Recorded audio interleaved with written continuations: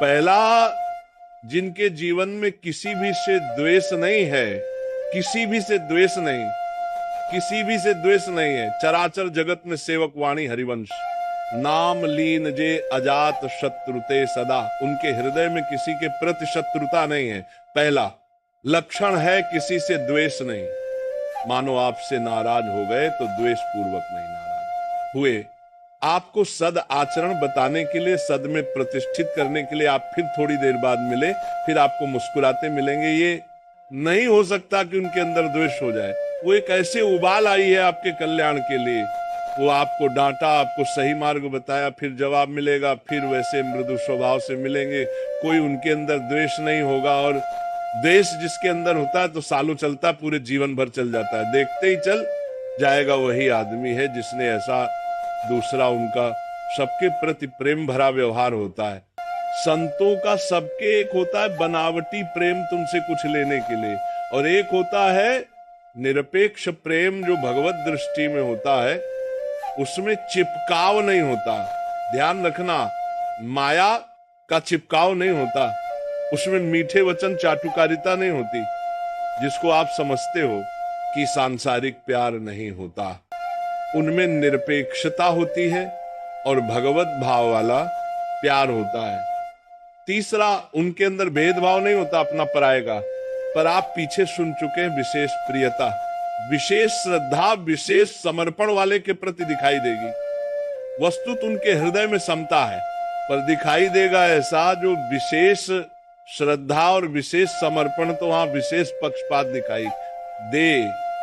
जैसे भगवान समूहम सर्वभूतेषु, लेकिन भक्तों में पक्षपात करते दिखाई देते हैं, द्वेषियों का वध करते दिखाई देते हैं तो सम, लेकिन भक्ति ने उनको भगवान के हृदय में पक्षपात प्रकट कर दिया।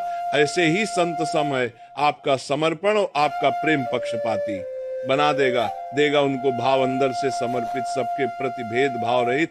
चौथा, श्री भगवान के सिवा कोई अपनापन नहीं, कहीं किसी से भी। ये संत की पहचान, भगवान के सिवा किसी से अपनापन नहीं, ये अपने हैं, ये शब्द नहीं।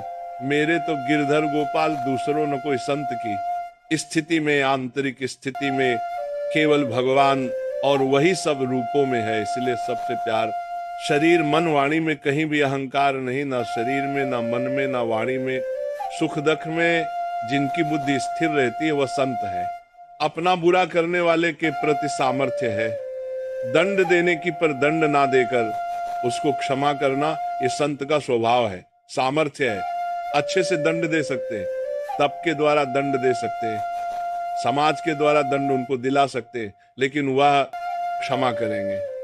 संत का स्वभाव दंड देना नहीं, अनुकूल और प्रतिकूल वस्तु या परिस्थिति या व्यक्ति या स्थिति में बराबर संतुष्ट रहना। चाहे अनुकूल परिस्थिति हो, चाहे अनुकूल व्यक्ति हो, चाहे अनुकूल घटना हो या प्रतिकूल परिस्थिति हो, प्रतिकूल वस्तु हो, प्रतिकूल घटना हो, वो समान स्थिति हृदय की रहना का निरंतर योग युक्त रहना। योग युक्त किसे कहते हैं? निरंतर भजन चलते रहना। तेषाम सतत युक्ता नाम भजताम प्रीति पूर्वकम ददाम बुद्धि योगम तम निरंतर भगवान के चिंतन में डूबे रहना। संत का लक्षण चेहरा बता देता है कि भगवान में डूबा है, कि संसार का चिंतन हो रहा है। जो भगवान में डूबा होता है उसकी एक अलग अलौकिकता होती, उसके नेत्र, उसके मुखारविंद से एक आभा प्रकट होती रहती है। जो भगवान में डूबा होता है वो मन और इंद्रियों पर विजय प्राप्त किए हुए होते हैं। उनका एक ही निश्चय होता है, सत्य परमात्मा है, वही सर्व रूपों में है। कोई लड़ाई झगड़ा नहीं, कोई ये बाट बंटवारे वाली बात। जो संत सिद्ध है वो सर्वत्र अपने भगवान को देखता है, सब रूपों में वही है। ये छोटी छोटी जो लड़ाई झगड़े निंदा स्थिति, ये सब अज्ञान की धरा में है। संत का मन बुद्धि तन सर्वस्व भगवान को अर्पित हो चुका है, अब उस पर उसका कोई अधिकार नहीं है। संत अपने किसी आचरण से किसी जीव का पतन उद्विग्न नाश ये कर ही नहीं सकता। साधु ते हुए न जानी, बोले नहीं संत जन तो बड़े बड़े सिद्धों ने श्राप दे दिया, तो जिनको श्राप दिया वो वरदान से भी ज्यादा बढ़कर हुआ। जिनको भी श्राप दे जा वृक्ष हो जा। तो कहा कि नंदालय के नंदलाला का दर्शन और स्पर्श, संभाषण प्राप्त हुआ। नलकुबर मणिग्रीव को, संत के साथ जब कोई गलत व्यवहार करता है तो वो उसके साथ कभी गलत व्यवहार नहीं करते। संत की पहचान उसके साथ गलत व्यवहार नहीं करेंगे।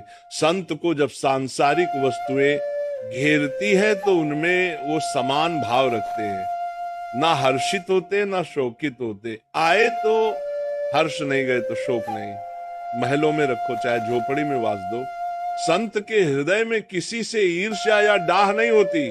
संत सदैव अपने समीप भगवान को देखकर निर्भय रहता है, कभी उसमें भय नहीं होता। पर ये परीक्षा न लेके भयभीत होते हैं कि नहीं, या चीख दो या कुछ भट्ट से एकदम कर दो, विचार भय नहीं रहता, अचानक भय सबके अंदर रहता है। ये ध्यान रखना। यही व्याख्या श्री मगनंद सरस्वती जी, सेनपुर में महाराज जी तो एक संत आए हुए थे जो ज्ञान पढ़े थे, वेदांत कहा महाराज आपकी ये बात समझ में नहीं आई।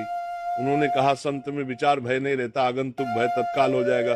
जैसे बंदर की दे कुछ भी ऐसी अच्छा ऐसे हो जाएगा उनका, कहा जब ज्ञान है तो क्यों हो जाएगा सब, शरीर ही नहीं है मैं तो कैसे हो जाएगा। हो सकता है महाराज चौकी लाओ बैठा लो, वो सिद्ध पुरुष थे, बैठा इतने में एक चील जो है बरगद की, बहुत बड़ा बरगद का वृक्ष है, काफी समय तक वहां रहे, बहुत बड़े दूर तक, ऐसे बड़ा मनोरम ऋषि मुनियों की पावन स्थली सेनपुर गंगा जी लहरा रही है, ऐसे बिल्कुल तट से, बहुत सुंदर स्थान जहां भजन की एकदम वृत्ति, रात दिन तन्मयता बनी रहे, कोई विषय नहीं, कोई वहां सांसारिक पुरुषों का आवागमन नहीं। अचानक वो चील बैठा तो एक सूखी छोटी सी डाल खर भर कर जोई उनकी चौकी के पास गिरी, सो लुढ़क गए, एकदम ऐसे होकर गिर बैठे। बोले महाराज डाल नहीं फटी, छोटी सी गिरी है, ये क्या था महाराज। तो उनका वो पता नहीं कैसे क्या, बोले ये विचार भय नहीं है, आप में इसमें का भय का दोष नहीं है, ये आगंतुक भय तत्काल का है, ये विचार का भय नहीं है, आप कोई विचार से भयभीत नहीं हुए। तो यहाँ कह रहे हैं संत महापुरुष में निर्भयता रहती है, तो इससे पहचान ना किया जाए, कुछ खट से गिरा, कोई आवाज हुई, कोई चीख हुई, वो ऐसे हो गए, बोले संत तो नहीं, क्योंकि भयभीत हो गए, विचार भय नहीं रहता। आगंतुक भय किसी को भी हो जाएगा, अचानक सांप फुस कर दे तो एक बार ऐसे हो, आप कहे तो डर गए, संत नहीं, विचार भय नहीं रहता, आगंतुक भय तत्काल हो सकता है। किसी भी अवस्था में संत को अशांति नहीं होती। जैसे जैसे पूज्यपाद शिव बाबा को आगरे में किसी ने बुलाया, पैदल चलते थे बाबा, जिंदगी में कभी सवारी में नहीं बैठते थे।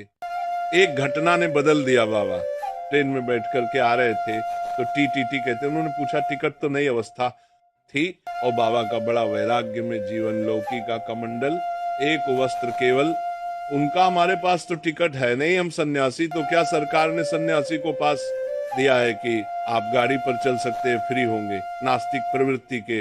तो ऐसे पकड़ा और झटका अगले स्टेशन में उतार दिया। बाबा ने कमंडल से जल लिया और कहा आज के बाद संकल्प लेता हूं जीवन में किसी भी सवारी में नहीं बैठूंगा।